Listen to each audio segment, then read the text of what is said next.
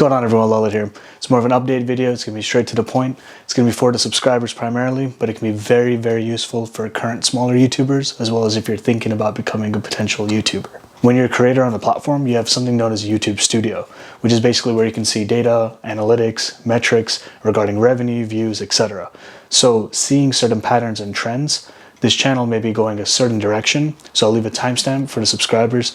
Y'all can just go straight, fast forward to the video, and the next part is specifically going to help out more of current smaller YouTubers and future potential YouTubers. If you're a current YouTuber, there's basically a mistake, I'd like to call it, of why I didn't post in the last 30 days.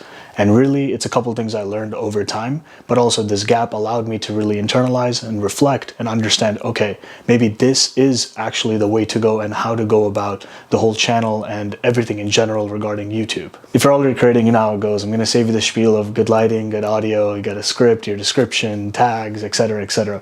So that being said, what I learned was basically a mistake I knew of, but I still fell into the same trap. In the beginning, I didn't know anything about editing, nothing, just assume I'm like zero. I can talk to you in person if we meet, and the camera, of course, over time, we get used to looking at it at the lens, but otherwise, it's basically super fresh. Point of this being that essentially I was watching all of those how to grow on YouTube type of videos of, countless creators, right? So from there, basically, I noticed there was a mistake that many YouTubers do that I knew about, but once I got there, I still fell into it. And it was a simple thing of me wanting to share knowledge and everything is like well and dandy, but basically monetization became that goal I wanted to hit. And once that got hit, it was almost like I achieved it or I did the thing. It was personally fulfilling, that's great. But the point is, from the whole point of, seeing the long-term growth and why I wanted to do this in the first place, I was like, dang, fell into my own trap or my own thinking, and I fooled myself. So what I'm trying to get at here is basically the biggest thing I can share if you're a current smaller YouTuber creator. If you're not monetized yet, great. But also when you get monetized, things aren't just magically changing. And again, like this channel is mainly in the finance niche. So what that means is, of course, our CPMs are higher and otherwise. So being monetized, there's that excitement of, oh man, it's going to be raining dollar bills. But at the same time, you want to deliver good content, good value, the usual. Another point is related to monetization, where you're basically getting paid to make these videos, and you're expressing your thoughts, and that's cool. But if you look at my channel specifically, you don't see a lot of spamming the same type of topic a million times just to get a ton of views. For example, with the stimulus check updates of some time ago, sure, there's a lot of creators that grew, but unless you're really passionate about it or whatever the story is, like it's more you're getting a lot of money, great in the short term, but it's not long-term kind of value unless maybe you're a lawyer, tax professional, etc., that has something to give on that topic. And so it became this kind of maybe pressure in my mind of thinking, oh man, I could maybe get 10K views if the algorithm pushes some video somewhere, but you don't want to just make a bunch of let's be real. So with that being said, I'm looking at it more from a long-term approach, and I think honestly speaking, it was more like a paralysis analysis type of thing, where I was just kind of like, I didn't really know how to get to that most important next step to just kind of get out of the rut. The other biggest kind of thing is community, where there's an expression, your net worth is the average of the 5 folks around you. And I believe it's not just net worth, it's a lot of your values, a lot of how you are day to day, and etc. So basically me surrounding myself maybe with lesser YouTubers than I was with the Graham Stephan mentorship program back in the day when I really started out. And I think that really kind of hockey sticked my kind of, not just growth, but kind of the skills learning, the ideas, the thumbnail sharing, all the good stuff about creating content on YouTube. I'm explaining all this because if you basically have kind of your process or kind of workflow, then I think that as long as you follow it and obviously you have time carved out for it, etc., then things could be kind of just going as they should. Overall, the overarching kind of concept here is that I basically conned myself is how I feel, where I put that target, I think subconsciously as monetization is like the goal, but then it's like, what happens after? What's the plan? Overall, I think I forgot the why of why I started this channel, and I'll share that towards the end of the video, but at the same time, I think that because I forgot that why, and then there was this other thing that I hit like a milestone, but then there was no real next step or next plan, it just kind of became okay, what happens now? And that's where I got stuck, basically. Moving on from there, if you're actually thinking of starting YouTube, I would say the biggest thing here is you're always going to hear, oh, it's a grind, it's a hustle, it's this, it's that. And yes, it definitely is in one way. To be that consistent, even if you love something, to kind of make it a discipline, to really drill it, essentially, not just knowing the concept, but then delivering it in such a way, but then doing the post-production, doing the pre-production, all these type of things that come together. I think the biggest thing I would say is, from a time perspective and what's realistic, it's all about expectations. If your expectations are too high, every single time when you miss it, you're definitely going to just kind of hit yourself, your self-esteem, ego, feelings, whatever. But basically, it's going to go down because you always expected something. At the same time, if you expect nothing and you're posting, let's say, 3 videos over 6 months, that doesn't help anything either here nor there unless it was that much value. So the point here being is, I think your expectations should be realistic, but the only way you would know is by trying. If you consider how much time goes into it, there's kind of thinking about the idea in the first place, then putting that thought into actual words in terms of scripting. And let's say you're not using every script, but then eventually you do, then you're actually recording like this, then you got the editing part, you got your thumbnail, description, tags, etc. So it's a whole workflow, and naturally it can feel a lot of, that daunting feeling or all these type of things. But the point is, you can always get better at each and every skill each and every day. So the most important thing is basically just try if you're actually interested and just see how it goes for you. When it comes to YouTube, there's some late nights, there's some early mornings, you gotta sometimes fit it into your schedule, or if it is your priority, then naturally you'll make it a part of your schedule.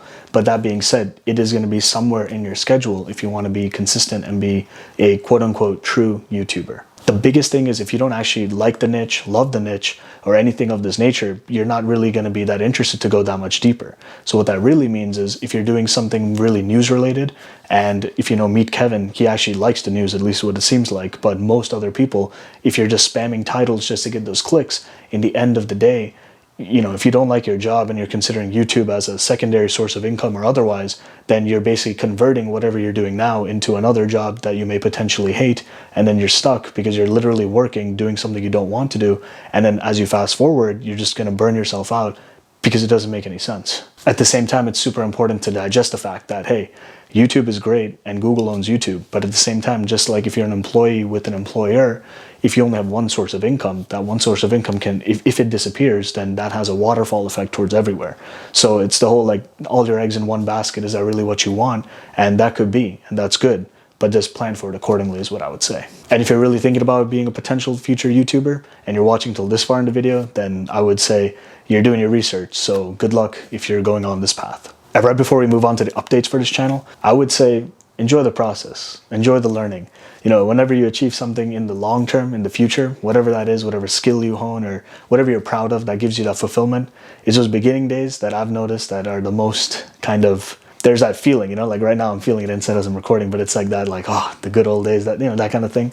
So anyways, I just want to put that out there. I feel as I'm personally learning this skill, each and every video gets at least that much better. And there's this personal feeling of fulfillment, but there's also this good kind of feeling where I feel like I'm not scamming the viewers with clickbait kind of stuff. There is value in the end of the day, and I just have to say that out loud because there's kind of can be multiple motives on the platform. So I'm putting that out there in I'm happy inside, and I'm also happy to share what I have to share with everyone. So if that makes sense, I hope you know where I'm coming from. The main reason I ever started this channel was because first I was a consumer of YouTube. I was consuming it day and night, all your business, entrepreneurship, finance, that type of content, and of course everything else, right? You got your Mr. Beasts. So point of the story being here that I was first a consumer and then I became a creator. I explained this point because as I was consuming, I was so excited and hyped to share this with the whole world. And what would happen is I would get the same question again and again and again, whether it was credit cards, options, dividends, the stock market, general finance, etc. And so I thought, okay, the only way this could potentially work is if I make a scalable solution, which is essentially recording these type of videos so they can be viewed at a future date. If you look at the videos on the channel, there's so many different kind of topics, whether it's super in-depth or super high level. And the issue with that is the YouTube algorithm is not very friendly to that kind of behavior. Now, if you have a lot of subscribers and over time, maybe you're going niche to niche to niche. So for example, with Graham Stephan, he went from your real estate content to more of your personal finance content. And now we're talking about the stock market / more news updates. With Meet Kevin, you're talking about real estate first, and then he went to your stimulus kind of news politics side, and then he came back into the more stock market, and now with everything with the news that's going on, he's also covering that as well. If you look at Brian Jung, for example, he went from credit cards as the core kind of niche community, and then he went on to your GME and AMC, the stock market times, and then he went on to what is now your cryptocurrency markets. What I'm getting at here is YouTube loves that drill down type of capability, where if you've ever seen a channel, and I've done it too, I think we all have, where you see a channel, you're like, yo, this is crazy. And then you go to the next video, to the next video, to the next video, to the next. So just seeing it from a third party perspective after the fact, I was like, retrospectively, I was like, oh, if you look at my channel, there's so many different topics, and it's not like you can learn one skill perfectly and purely by just consuming all my videos at this current time. With YouTube, there's a lot of theories regarding the algorithm and otherwise, but very simply put, you're talking about click-through rate and average view duration.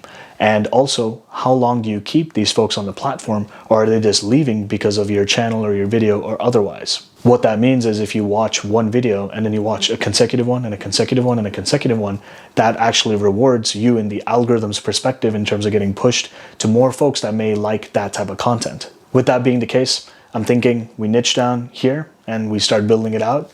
And then from there, we'll kind of go to the next level, or just I'll make a second channel and we'll just take it from there, or third channel, and life keeps going on. But there's some data, so there's some other YouTubers that folks over here are watching regarding certain types of videos. And so I'll be going towards that direction for now, and then let's see how the response is, and we take it step by step. But we'll niche it down, and let's see what happens from here. And just to be very clear, when I'm talking about niching down, I'm talking about maybe a topic. So for finance, we're talking about purely options, or finance, purely credit, finance, purely stocks. So in this situation, we're looking more towards your credit side of things. But if you're interested in more your cryptocurrency kind of options, dividends, anything else I've mentioned in the channel, comment down below. Because what I've been noticing is maybe there's value in having channel members, or maybe a Patreon or something of this nature, to kind of still add value and give content regarding those type of topics. That also means that if we're switching niches in the long term, I'm not going to go to, underwater basket weaving, or, racing for cheese rolling, like that's a sport. So anyways, just want to make that clear. You know how it is. Thanks for coming to the end.